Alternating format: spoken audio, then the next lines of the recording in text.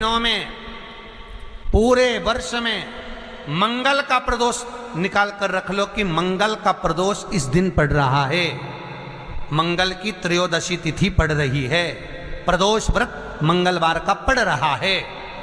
और जिन लड़का लड़की को मंगल होते हैं, जिन कन्या और वर को मंगल होते हैं, केवल शंकर भगवान के मंदिर में जाकर चौमुखी दिया, 4 बत्ती का दिया आटे का, उसमें घी डालकर लड़की शंकर भगवान के मंदिर में मात्र 7 बार शंकर पे से उतार कर 3 बार स्वतः उतार कर शिव के मंदिर में रख देती है।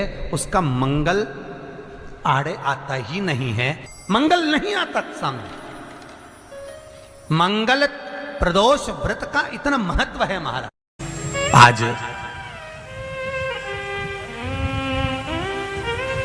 संपूर्ण देशवासियों को अनंग त्रयोदशी की बहुत बहुत बधाई हो। ये मेरे महादेव की वो त्रयोदशी है। इस त्रयोदशी पर आज सोम प्रदोष भी है। इस त्रयोदशी का मतलब अगर संसार के लोगों को मालूम पड़ जाए, ये केवल साल भर में एक बार आती है महाराज। वर्ष में केवल एक बार मार्गशीर्ष मास के शुक्ल पक्ष की जो त्रयोदशी होती है, इसको अनंग त्रयोदशी कहते हैं।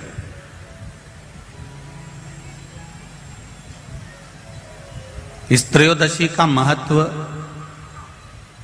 जिसके परिवार में पति पत्नी का झगड़ा होता हो, जहां अदालत तक बात पहुंच गई हो, या बेटियां मायके रह रही हो, पति कहीं दूसरी जगह रह रहा हो, या किसी पति का या पत्नी का स्मरण कहीं दूसरी जगह हो,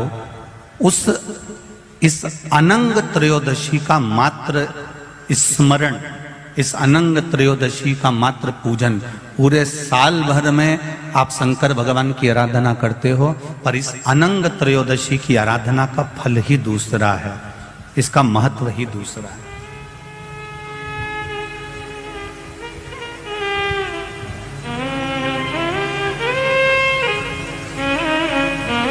अनंग त्रयोदशी, जिस दिन केवल भगवान शंकर के शिवलिंग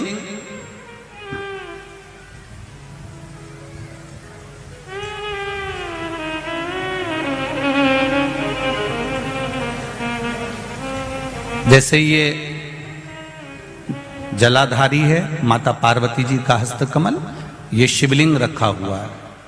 ये जलाधारी में से पानी बहने का स्थान, बीच में मोटी सी लाइन जहां अशोक सुंदरी विराज रही है, राइट में गणेश जी, लेफ्ट में कार्तिकेय जी, और गोल जो भाग है वो माता जी का हस्तकमल है। और ये जो शिवलिंग रखा हुआ है, ये शिव का स्वरूप है। जहां पर भगवान शंकर का शिवलिंग रखा हुआ है, उस स्थान पर आज अनंग त्रयोदशी के दिन मात्र जिस पति पत्नी का आपस में बैर चल रहा हो, अदालत में झगड़ा चल रहा हो, विवाद चल रहा हो, आपस में प्रेम समाप्त हो गया हो, एक दूसरे का सम्मान करना भूल गए हो, बात बात में झगड़ा करते हो, जरा जरा सी बात में मन मोटाव हो जाता हो, वो केवल एक कच्चे दूध की मात्र उंगली को भिंगाकर अगर जहां शिवलिंग रखा हुआ है वहां पर केवल कामदेव रति शिव और पार्वती का नाम लेकर मात्र उस कच्चे दूध की मात्र उंगली ही फेर देते हैं, तो उन पति पत्नी का जिंदगी में कभी विवाद नहीं हो सकता और कभी गलत मार्ग पर वो जा नहीं सकते। ये अनंग त्रयोदशी की महत्वता है, आज की महत्वता।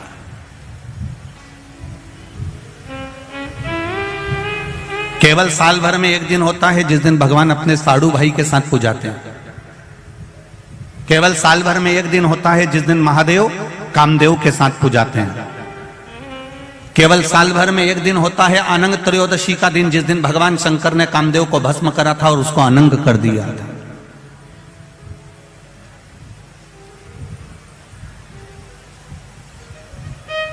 और आज पूरे राष्ट्रवासियों को तो बड़ा प्रसन्नता का विषय है कि आपको अनंग त्रयोदशी के साथ में आज सोम प्रदोष का भी आनंद प्राप्त हुआ है।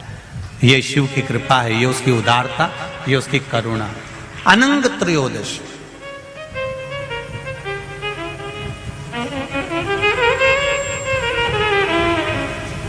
अनंत त्रयोदशी।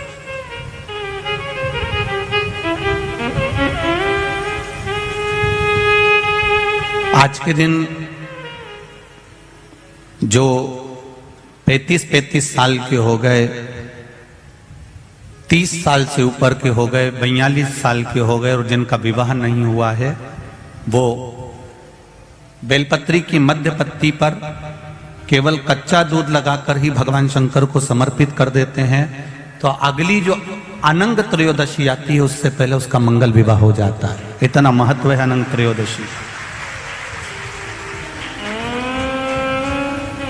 अगर किसी व्यक्ति के जीवन में खो गया, कर्जे में डूब गया, कर्जा बहुत हो गया, पैसा चले गया, गाड़ी चली गई, मकान चले गया, सब गिरवे रखा गया, सब कुछ समाप्त हो गया, उसको प्रत्येक प्रदोष को, प्रत्येक अमावस्या को घी का दीप किसी भी पेड़ के नीचे, ये 5 वृक्ष बताए हैं पितृभाव के, उन 5 वृक्ष में से कहीं पर भी बड़, पीपल, आंवला, शमी, बेलपत्र आदि 5 वृक्ष में से किसी भी वृक्ष के नीचे प्रज्वलित करे और काम ना करे, उसका कर्जा चूकता ही है। कि बस अगर हम दीप लगा रहे हैं या हमारे मन में कोई भाव उत्पन्न है और हम बाबा से कहना चाहते हैं कि बाबा मेरा ये कार्य है, आप पूर्ण करिएगा, तो फिर तो वो दीप का, बाती का मुख अपनी ओर रखना, पर कोई कामना नहीं। हम भगवान को केवल इसलिए रिझा रहे हैं कि मेरा भोलेनाथ मेरा भंडार भरे और मेरे घर में सुख समृद्धि दे। तो दीप की बाती का मुख भगवान की ओर होना चाहिए। जितने आस्था चैनल पर कथा सुन रहे हो, जितने फेसबुक और यूट्यूब पर सुन रहे हो, बहुत सावधानी से सुनना। प्रदोष के दिन, जिस दिन मंगलवार की भौम प्रदोष का दिन हो महाराज, प्रदोष काल में, प्रदोष के दिन शंकर भगवान को बीले का गुर्दा, जो बीला होता बील फल का अंदर का गुर्दा भाग शंकर के शिवलिंग पर प्रदोष काल में मल दिया जाए। मलने के बाद थोड़ी देर बाद उसको उठा लिया जाए, शिव जी का अभिषेक, पूजन स्नान करा दिया जाए, पूजन स्नान आदि सब कराकर दिया बत्ती लगाकर भगवान शंकर के मंदिर पर ही बाहर बैठकर उस गुर्दे का थोड़ा सा भाग मुख में पालो, थोड़ा सा भाग लेकर आ जाओ। 7 से 8 दिन तक उस भाग का प्रतिदिन सुबह के समय पर सेवन कर लीजिए। कुरिये की प्रॉब्लम हो या मस्तिष्क से जुड़ी हुई प्रॉब्लम हो, वो समाप्त हो जाता है। तेरा नवग्रह बेकार है, एक काम करना, रोज अपने घर से 1 लोटा जल लेकर शंकर को समर्पित करना, और प्रदोष का दिन हो और प्रदोष काल हो, 1 धतूरा शंकर भगवान को समर्पित करना प्रारंभ कर दे, तेरे सारे ग्रह प्रबल हो जाए। कई लोगों से कहते हैं अगर आपको राहु, केतु, शनि, मंगल, बुध कष्ट देता है तो शंकर की चौखट पर, शंकर के मंदिर की जो देहली होती है, दरवाजा होता है, उसकी चौखट पर एक बेलपत्र समर्पित करना प्रारंभ कर दो। जब शंकर जी को चढ़ा, हम कभी किसी से पूछो कि भगवान शंकर का यह अविरल त्योहार प्रदोष का व्रत क्यों आता है, क्यों भगवान शंकर की आराधना प्रदोष के दिन करी जाती है, क्यों कभी सोमवार भौम प्रदोष आ जाती है, कभी गुरुवार का प्रदोष आ जाता है, कभी शुक्रवार का प्रदोष आ जाता है, कभी कोई प्रदोष आ जाता है, ये प्रदोष का व्रत क्यों आता है? उसका एक कारण है, भगवान शंकर प्रदोष का व्रत धारण कर फिर अगला जो दिन होता है, उस दिन मेरे शंकर भगवान अपने सारे गणों के साथ, नंदी, भृंगी, श्रृंगी, नर, गंधर्व, अप्सरा, किन्नर, देवता, पशु, पक्षी जितने भी होते हैं, मेरे शिव सबके साथ बैठकर अपना महाप्रसाद ग्रहण कर। प्रदोष काल के समय पर बट वृक्ष के नीचे दिया लगाया जाता है। बट वृक्ष के नीचे लौंग का मात्र भोग रख दिया जाता है। लौंग मात्र, अगर बट वृक्ष के नीचे दिया लगाकर एक लौंग का जल या लौंग भगवान बटकेश्वर महादेव के नाम से भी अगर शिव को समर्पित करी है, तो ये निश्चित है कि कर्जा कितना भी भारी होगा, वो कर्जा चूकेगा जरूर, और कहीं ना कहीं से लक्ष्मी की व्यवस्था देव लगे हुए और वो कार्य पूर्ण नहीं हो रहा। तो शिव महापुराण का एक बड़ा सुंदर सा भाव कहा कि बेलपत्र का जो नीचे का जो भाग होता है, बेलपत्र के जो नीचे का जो भाग है, ये उनके लिए भी है जो बहुत दिनों से कोई कार्य करना चाह रहे हैं पर हो नहीं रहा, बहुत दिनों से लगे हुए हैं, आज होगा, कल होगा, परसों होगा, कोई फाइल अदालत में अटकी हुई है, कोई प्रशासनिक कार्य अटका हुआ है, कोई कार्य अटक रहा है, उसके लिए बहुत नीचे की जो डंडी है उसमें घृत लगा लो, ठीक आएगा। 2 पत्ती और बीच की पत्ती के बीच का जो डंडी का भाग है, बीच की जो डंडी का भाग है, इसमें लाल चंदन लगा लीजिए, बीच के भाग में लाल चंदन। और किसी भी प्रदोष के दिन प्रातः से लेकर शाम तक के बीच में, प्रदोष काल के मध्य तक के बीच में कभी भी इस बेलपत्र को शंकर भगवान को, ये जो डंडी का मुख है लाधारी की ओर हो, और इस बेलपत्र को शिव जी पे समर्पित कर दो। 1 लोटा जल जो आप लेकर गए हो उसको 3 बार, इसी बेलपत्र को चढ़ाने के बाद जो जल लेकर गए हो वो 3 बार अपनी कामना कर इस बेलपत्र पर समर्पित कर दो। इसी बेलपत्र को वापिस लेकर आ जाइए और अपने कोई भी स्थान पर, पूजन वाला आदि कोई भी स्थान हो वहां उसको रखिए। 3 महीना तो जाने दो, अगर बाबा ने चाहा तो 15 दिन भी नहीं लगने देगा और कार्य। छोटा सा उपाय अवश्य करिएगा। अगर बच्चे कोई एग्जाम में बैठ रहे हैं या कंपटीशन एग्जाम है या नौकरी के लिए अप्लाई कर रहे हो, मान लो 4-6 महीने से बैठे हो, 8 महीने से बैठे हो, सर्विस नहीं है, नौकरी नहीं है, तो एक छोटा सा उपाय अवश्य करिएगा शिव महापुराण का। महाराज बेलपत्री के पेड़ के नीचे विराजमान होकर, बेलपत्री के पेड़ के नीचे जिसको नौकरी के लिए या एग्जाम में बैठ रहा है वो जल चढ़ाए, बेलपत्री के पेड़ के नीचे थोड़ा सा दूध चढ़ाए, फिर जल चढ़ाए, और अपने राइट भाग में घी का दिया और अपने लेफ्ट भाग में तेल का दिया। किसी भी प्रदोष के दिन, प्रदोष काल में 1 बार लगा दे, उसके बाद में अपनी कामना कर कर बेलपत्री के पेड़ के नीचे धोख लगाकर प्रणाम कर कर आ जाए और चले जाए इंटरव्यू के लिए। प्रयास करना, जब जब जिस महीने में जो प्रदोष पड़ा करे, जब प्रदोष पड़े, बन सके 1 बेलपत्र, बन सके 5 बेलपत्र, शमी पत्र, हरा मूंग बेलपत्र, एक कलश के अंदर थोड़ा सा पानी लेकर 1 बेलपत्र, हरा मूंग, शमी पत्र डालकर और उसमें थोड़ा सा गुड़ डालकर भगवान शिव का स्मरण कर कर प्रदोष काल में, मान लो कोई काम आपका बहुत जरूरी है, बहुत दिनों से आप थक गए हैं, नहीं हो रहा, कर्जा बढ़ रहा है, धन नहीं आ रहा, व्यापार नहीं चढ़ रहा, या कोई समस्या बहुत प्रबल है, कोई एग्जाम में बैठ रहे हो नहीं हो रहा, परीक्षा भी दे दी है, रिजल्ट आने ही वाला है, तो भी प्रदोष काल में, प्रदोष के समय वो जल, मूंग, समीपत्र और बेलपत्र और गुड़ का शंकर के शिवलिंग को समर्पित करना प्रारंभ कर दो। 2 या 3 प्रदोष करोगे, बाबा आपकी मनोकामना शीघ्र पूर्ण कर देगा। 2 या 3 करोगे, बाबा करेगा।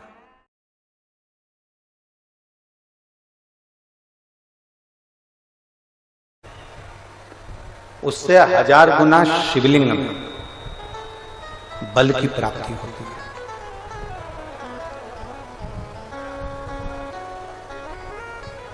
प्रदोष के दिन यदि आपको कहीं से शमी पत्र मिल जाए, प्रदोष के दिन यदि कहीं से आपको शमी पत्र मिल जाए, और प्रदोष काल में, प्रदोष का जो समय होता है, शाम का जो समय होता है प्रदोष काल, 4 प्रदोष 5 प्रदोष आप कर कर देखिएगा कि आपका कोई काम है, कोई नौकरी के लिए आप अप्लाई कर रहे हैं, कोई समस्या बड़ी विकट आ गई है, कोई तकलीफ, बड़ा गला पकड़ रहा है बेटा, कोई तकलीफ विकट आ गई है, कोई समस्या विकट आ गई है, प्रदोष के प्रदोष काल में अगर एक शमी पत्र भी आप घर के शिवलिंग को, अब ये करने के लिए आपको मंदिर के शिवलिंग नहीं जाना, अपने घर में जो शिवलिंग, चाहे वो स्फटिक का हो, पारद का हो, कंकर शंकर का हो, लकड़ी का हो, जो शिवलिंग तुम्हारे घर में, कांच का हो, चाहे वो नर्मदा के कंकर का हो, नर्मदेश्वर हो, पाषाण का हो, जो शिवलिंग, चांदी का हो, सोने का हो, तांबे का हो, पीतल का हो, जो शिवलिंग तुम्हारे,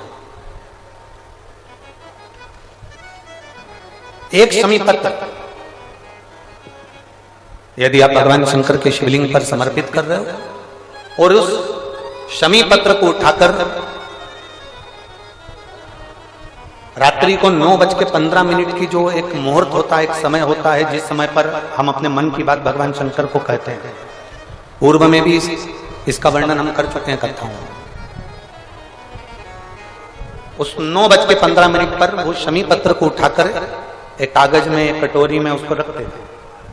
4 या 5 प्रदोष के उस शमी पत्र को अपने पास में रखिए और जिस कार्य के लिए जा रहे हो उसको जेब में ऊपर के भाग में उसको रखकर लेकर जाइए, आपका वो कार्य सफल होकर ही रहेगा, वो रुक नहीं सकता।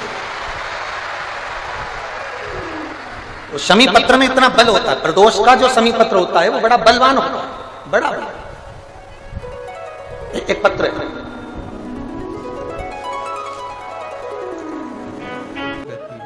लक्ष्मी जी ने बेलपत्र के वृक्ष के नीचे साधना करना प्रारंभ करा। जैसे ही मां लक्ष्मी ने बेलपत्र के वृक्ष के नीचे साधना करना प्रारंभ करा तो देवाधिदेव महादेव कुछ ही समय में प्रदोष काल के समय पर लक्ष्मी जी के सामने शंकर भगवान प्रकट हुए। शिव जी ने पूछा, लक्ष्मी तुम्हें क्या चाहिए? लक्ष्मी जी कहती हैं, मेरी ये अश्व की योनि है, मुझे अश्वी बनना पड़ा, घोड़ी बनना पड़ा, इस अश्व की योनि से मैं मुक्त हूं। पर प्रभु,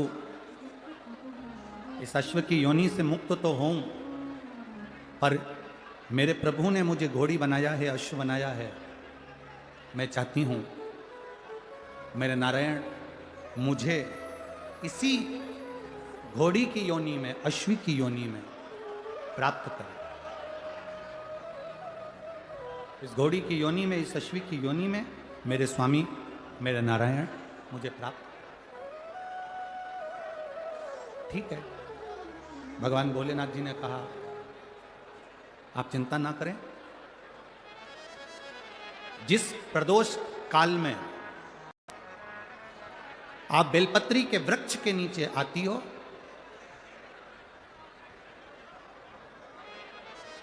दुनिया का कितना भी दरिद्र व्यक्ति हो, चाहे दुनिया का कोई व्यक्ति ऐसा हो जिसका कभी व्यापार चलता ही नहीं हो, उसने 50 बार बदल के देख लिया, फैक्ट्री चली नहीं रही, जिस काम को करने के लिए जाते हैं वो काम टल जाता है, आज की जगह कल, कल की जगह परसों, परसों की जगह नरसों, काम होता ही नहीं। बेटा बेटी का संबंध करने जा रहे हैं पर हो ही नहीं रहा।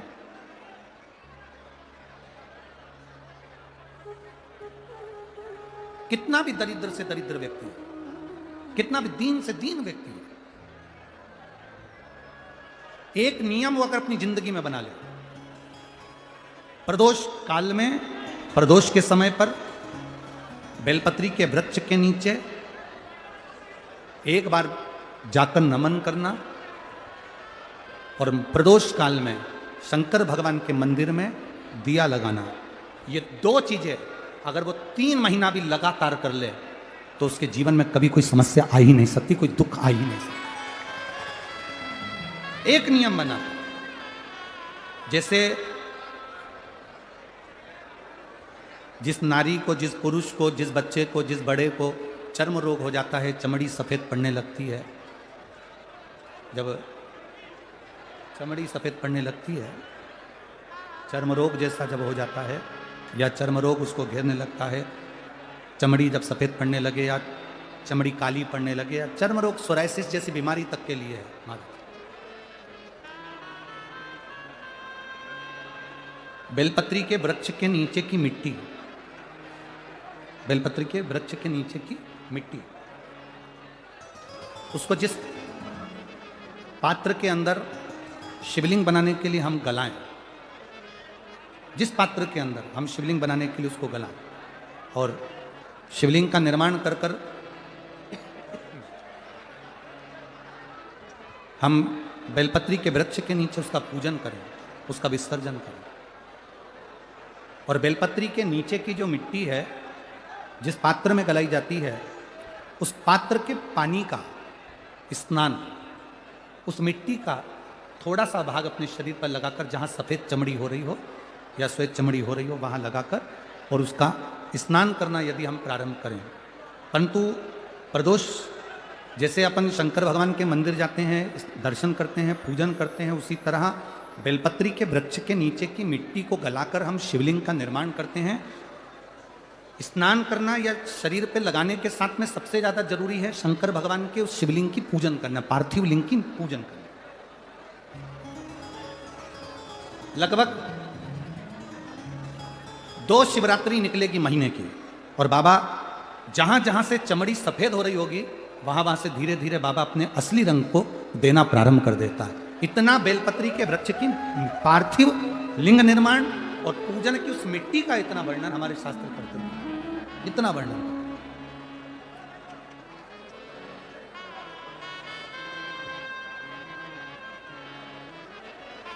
शिव कथा कर रहे, शिव महापुराण की कथा वर्णन कर रहे। स्वयं भगवान देवादिदेव महादेव ने नारायण से जाकर प्रार्थना करी, स्वयं भगवान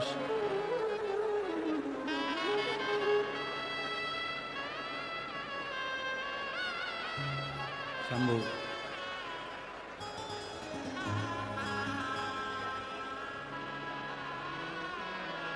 स्वयं भगवान शंकर ने नारायण से जाकर प्रार्थना करी कि माता लक्ष्मी आपके लिए तप साधना कर रही हैं, आप उनको जाकर दर्शन दीजिए। भगवान नारायण शिव जी के कहने पर जाने लगे,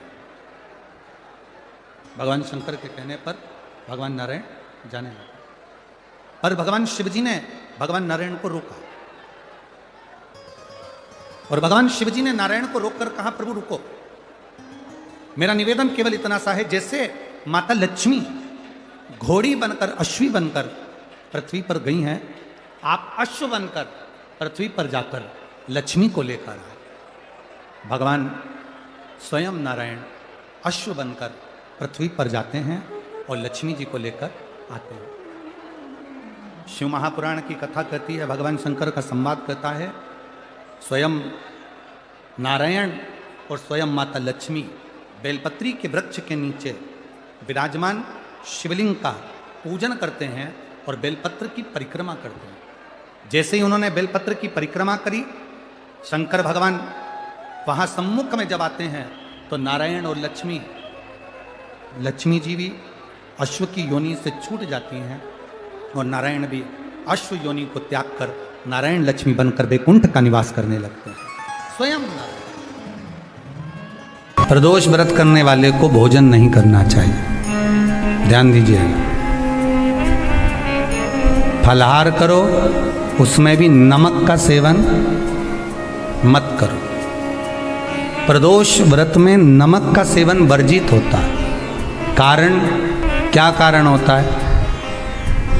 उसका एक कारण माना गया नमक की वर्जितता। जिस समय पर एक नगर में एक ब्राह्मणी रहती थी, बहुत भाव से सुनिएगा, प्रदोष व्रत नमक को त्यागने का भाव प्रदोष व्रत की किताब में भी मिल जाएगा आपको, आप पढ़ेंगे तो सुना होगा आपने।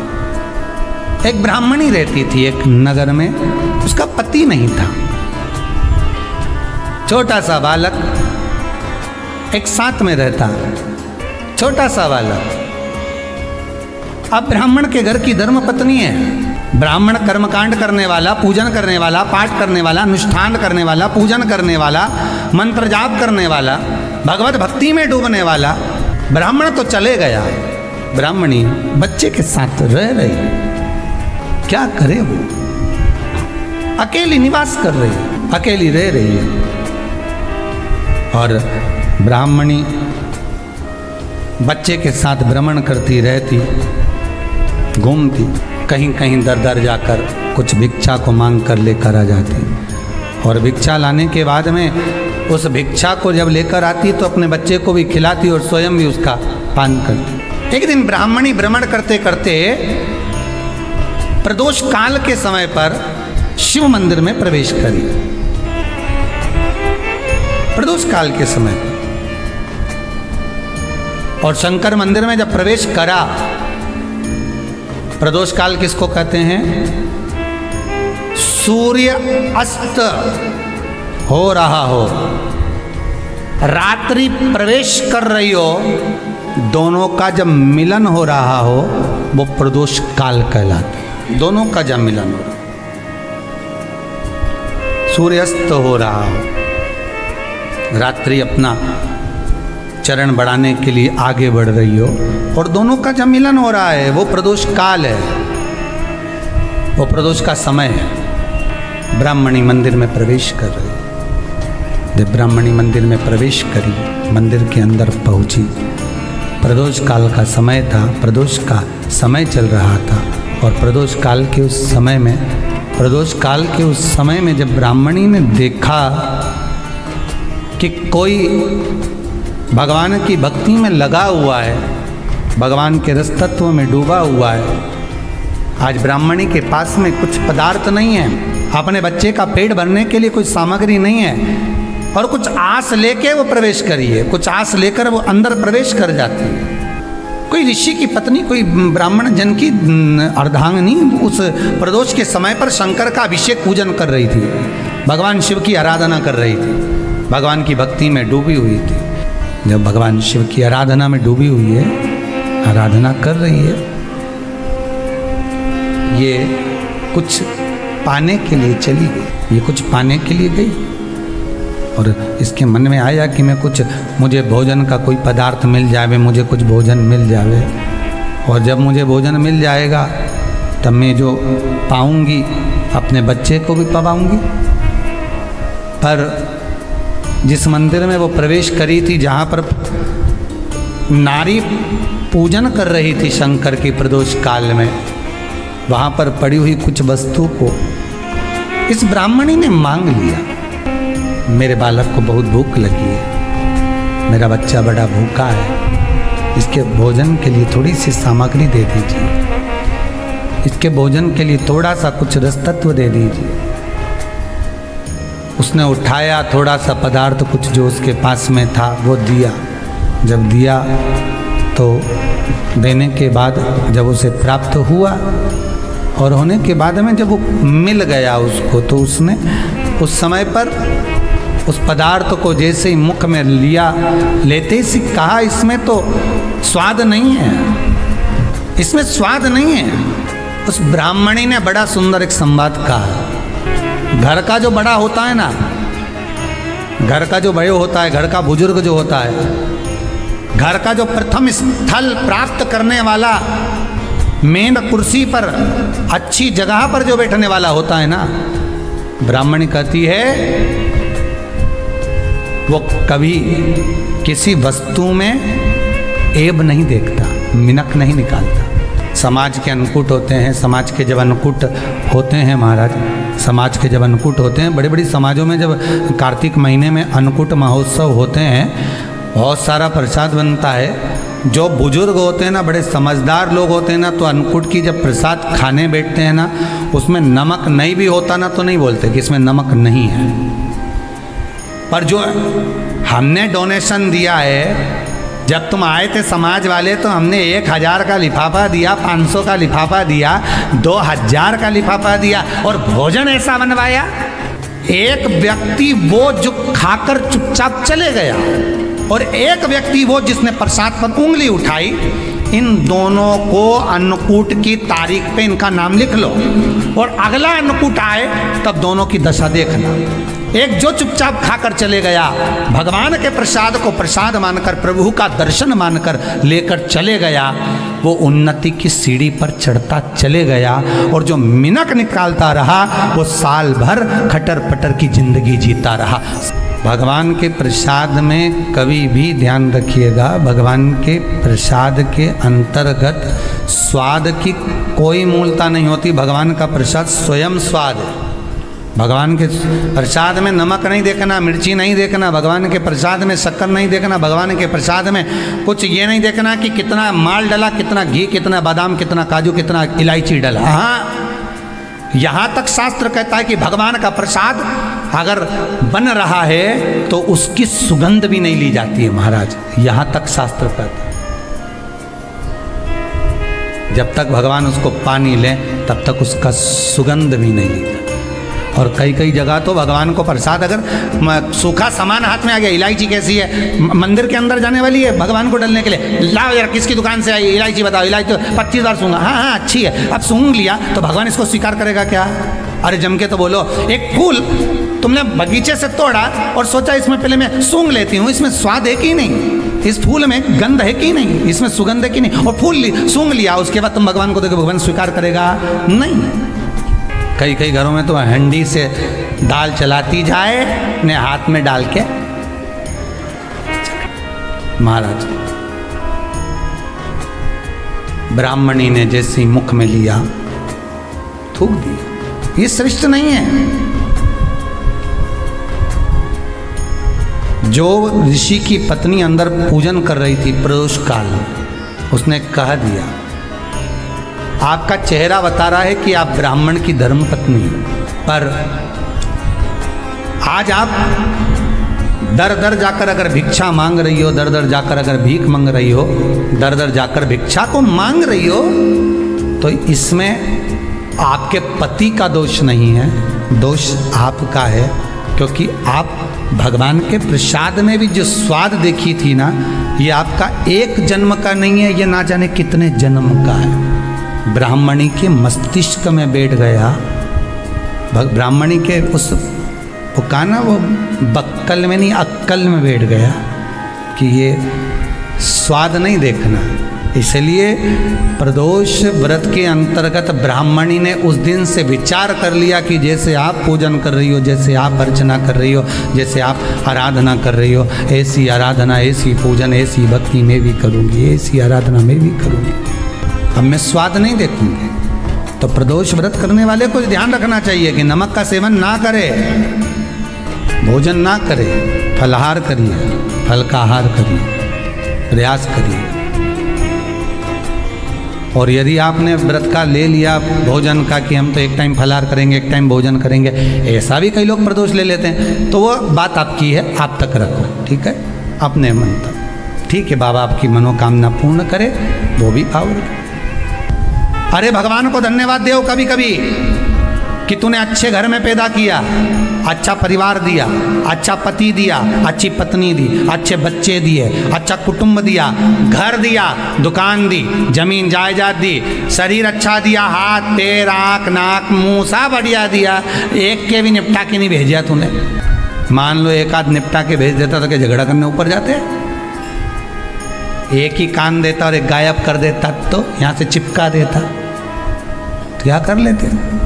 हाथ एक देता और एक गायब कर देता तो क्या झगड़ा करने जाते ऊपर कि मुझे ऐसा शरीर दिया? नहीं, भगवान को धन्यवाद देना कि मुझे अच्छे घर में पैदा करा, कटोरा लेके वहाँ चौराहे पे नहीं बिठाया, तूने अच्छा घर दिया, 2 समय की रोटी दे रहा है, खूब जोरदार शरीर दिया, भजन करने का मुहूर्त दिया, और बचा कुचा था तो ये सियोर वाला महाराज दे दिया, कथा सुनाने वाला। शाम के समय पर प्रदोष काल में बेलपत्री के पेड़ के नीचे, चाहे शंकर के मंदिर के दरवाजे पर या शिव मंदिर में, अगर आप प्रदोष के दिन दिया लगाते हो, सोमवार के दिन दिया लगाते हो, तो ऐसा कोई व्यक्ति नहीं जिसको मेरे देव अधिदेव महादेव मेरा विश्वनाथ भंडार नहीं भरता हो, खाली नहीं छोड़ेगा, दे देगा, भंडार भर देगा, कमी तो नहीं रख सकता, ये पक्का। पर तुम करना ही नहीं चाह, 2-4 सोमवार करो और उसके बाद के तो महाराज जी हमने तो करा था, हमको तो मिला ही नहीं, 2-1 प्रदोष करा तुमने, अरे 1 साल करो, सारे दर भी तो अपन ठोकर खा कर आए, इतना साल निकाला अपन ने, और 6 महीना 3 महीना 4 महीना भगवान से निवेदन तो करो, दिल से कहो तो सरी, नी भंडार भरे तो बात दूसरी, एक बार बोलो तो। पर जगत के लोगों के सामने जाकर मत कहना, कहना तो देव अधिदेव महादेव से कहना। प्रदोष व्रत करने वाले को प्रदोष के दिन प्रयास करना चाहिए कि रात्रि के समय पर आधा घंटा, 10 मिनट, 20 मिनट जागरण करे। जागरण मतलब थोड़ा भगवान का भजन कर ले, भले 4-5 माताएं इकट्ठी नहीं हो तो अपन अकेले ही कर लो। अपन अकेले कम है क्या भाई? अपन कम पढ़े, आराधना अकेले भी करो, जागरण करो। जब आपकी 11 प्रदोष हो जाए, 26 प्रदोष हो जाए, तब उद्यापन करो। उद्यापन 2 ब्राह्मणों को जोड़े से बुलाओ, ब्राह्मणों को जोड़े से बुलाकर उनके चरणों की पूजन कर कर, आराधना कर कर, सुंदर मंडप तैयार कर कर भगवान का, उसमें सुंदर रंगोली डालकर, मंडल बनवा कर पूजन करो शंकर भगवान की प्रदोष का। एक दिन पहले गणेश की आराधना करो, पूजन करो, और प्रदोष वाले दिन जो मंडल बनाए हैं पूजन अर्चना करने के लिए, जो स्थान दिया है उसकी आराधना करो। खीर की आहुतियाँ दीजिए 108 बार। जो ब्राह्मण आए उनके माध्यम से मंत्रों द्वारा पूजन कराकर खीर की आहुतियाँ दीजिए शिव नाम के। महाराज फिर ब्राह्मणों को जोड़े से भोजन कराकर, चरणों को नमन कर कर, दक्षिणा प्रदान कर कर, निवेदन कर कर ब्राह्मणों से कहें, हे ब्राह्मण देवता, आप हमें आशीर्वाद प्रदान करें कि जिस प्रदोष का हमने व्रत किया है उस व्रत का पुण्य फल हमें प्राप्त हो। ऐसा ब्राह्मण चरण को नमन कर कर, प्रणाम कर कर उनसे अपने मस्तक पर अक्षत छुड़वाएं। फिर नमन कर कर, भोजन कराकर विदा करें। शाम को भगवान का जागरण करें। ऐसे प्रदोष व्रत का उद्यापन कर अपने जीवन को सार्थक बनाएं। ऐसा सुंदर प्रदोष व्रत का व्याख्यान वर्णन स्कंद पुराण में करा गया। वही स्कंद पुराण का प्रदोष व्रत का वर्णन आपको शिव महापुराण के इस सुंदर संवाद में किया गया।